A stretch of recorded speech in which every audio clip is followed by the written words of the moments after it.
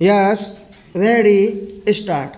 As you are aware, sir, among the many social and economic evils that beset our nation, food adulteration is most dangerous because the unsuspecting public have no way of knowing that when they buy a certain article whether it is up to the required standard or not. A great deal of quick money has been made by unscrupulous antisocial elements by adulterating foodstuffs. A great deal of ingenuity has gone into this whole process of adulteration. I was myself surprising, sir, when the committee went through this to learn in what ways special adulterants are manufactured in large quantity so that food can be adulterated and very often, as you know, sir, the adulteration is of such a nature that it causes death or permanent injury and disablement to the people who consume those articles.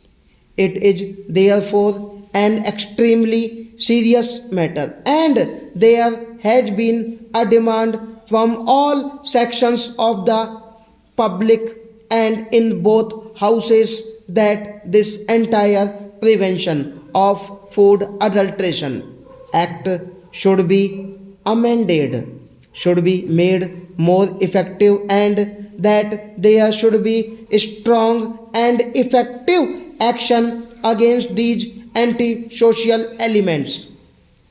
For this purpose, sir, I introduced in this House an amendment to the Prevention of Food Adulteration Act 1954. This act was passed 45 years ago by Parliament.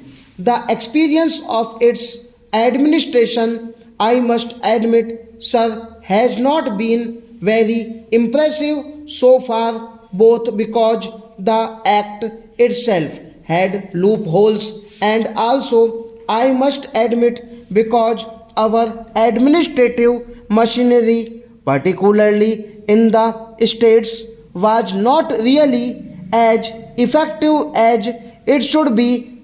Therefore, I introduced this amendment in the Rajya Sabha on August 12. At that time, there was a demand from all sections of this House as well as the members of Parliament from the Lok Sabha and the general public that in view of the very important nature of this legislation, it should be referred to a joint select committee. So, in response to that, it was referred to a joint select committee. It had 33 sittings and presented its report. It looked into almost 250 memoranda and discussed this matter for a considerable period of time, about a year, and I should like to express my gratitude, particularly to my honorable friend for his wise and mature guidance of the work of the committee from which we benefited very greatly and we took keen interest in the matter. Stop.